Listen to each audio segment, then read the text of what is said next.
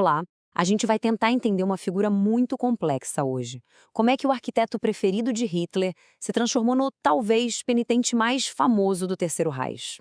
A ideia aqui é mergulhar numa das mentes mais perturbadoras da história, sabe?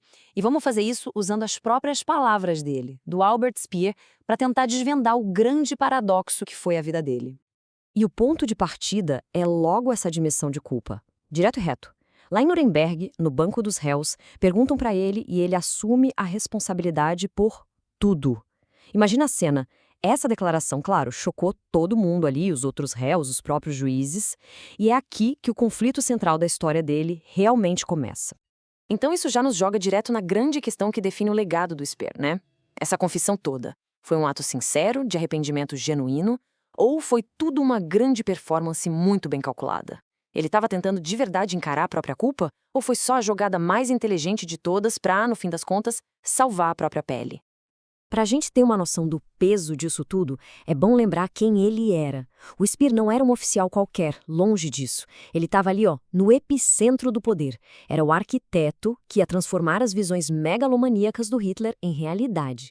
E mais tarde, o gênio da organização que manteve a máquina de guerra nazista funcionando a todo vapor. Então, essa proximidade toda com o poder torna as confissões dele algo muito mais complexo, muito mais significativo. E essa culpa não era uma coisa abstrata, não. Tinha um número gigantesco. Lá em Nuremberg mesmo, ele assumiu a responsabilidade direta por levar mais de 5 milhões de trabalhadores escravos para a Alemanha. Ele não tentou negar, não. Esse é o peso que a consciência dele carregava. É um número que, no fundo, serve de base para toda essa discussão. Ok, mas a pergunta é, como uma pessoa chega nesse ponto? Para entender, a gente precisa voltar um pouco no tempo, lá para o começo da jornada dele. Vamos ver o contexto da época e a ambição pessoal que levaram ele direto para os braços do nazismo. Olha, a Alemanha, depois da Primeira Guerra, era um verdadeiro barril de pólvora. O próprio Speer descreve uma nação em frangalhos, sabe? Desemprego gigante, desespero por toda parte, um colapso total de valores. É nesse cenário de caos absoluto que pessoas como ele começaram a buscar respostas, e muitas vezes nos lugares mais extremos. E aí, ele viu Hitler pela primeira vez. E o mais curioso é que o que ele viu o surpreendeu. Ele não encontrou o fanático grosseiro que todo mundo imaginava.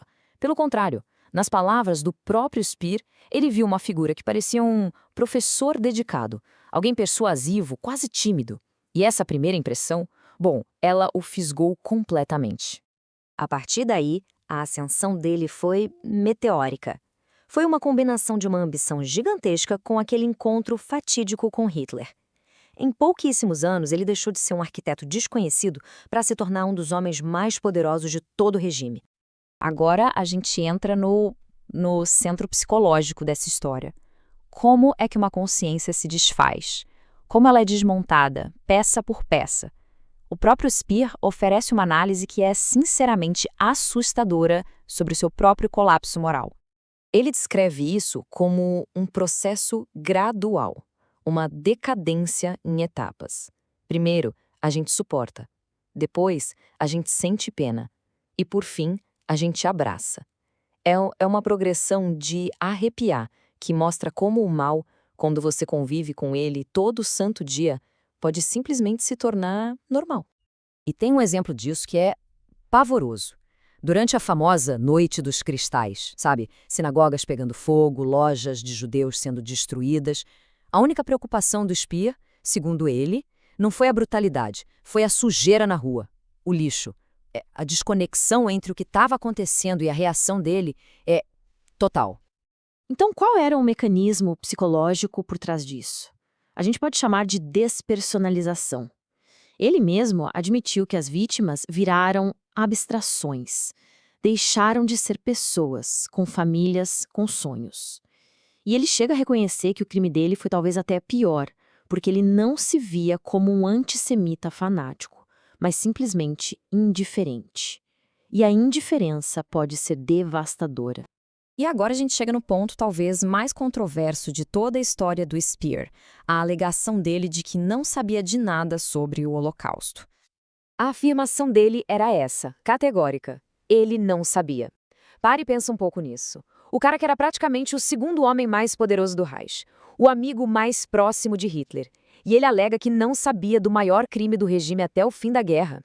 É essa afirmação que, até hoje, está no centro de todo o debate. Ele estava sendo sincero? Só que, em 1944, ele teve a chance de saber. Um amigo dele, Karl Hanke, o procurou e deu um aviso direto apavorado. Falou para ele nunca, em hipótese alguma, visitar um certo campo na Alta Silésia, porque lá ele tinha visto coisas horríveis. Esse campo era Auschwitz. E o que o Speer fez diante disso? Absolutamente nada. Ele mesmo, em suas memórias, aponta esse momento como ponto da sua total abdicação moral. Ele não investigou, ele não perguntou, ele não quis saber, ele escolheu ativamente a ignorância. E foi por essa escolha que ele se declarou, com todas as letras, pessoalmente responsável por Auschwitz. Então vamos levar essa lógica ao extremo. Os entrevistadores que conversaram com ele depois da prisão fizeram a pergunta de $1 milhão, sabe? Aquela que realmente testa qual era a natureza da moralidade dele naquela época. E a resposta dele é simplesmente chocante. Zero indignação moral. Zero repulsa. Apenas a lógica fria e calculista de um gerente de produção. Para o Speer daquele período, o massacre de milhões de pessoas não seria, em primeiro lugar, um crime contra a humanidade. Seria um desperdício de mão de obra. É de uma frieza que gela a espinha. Vamos avançar agora para os momentos finais da guerra. É aqui que a relação dele com Hitler, que já era complexa, se torna ainda mais contraditória e chega ao seu clímax. E é aqui que o paradoxo do Speer fica escancarado.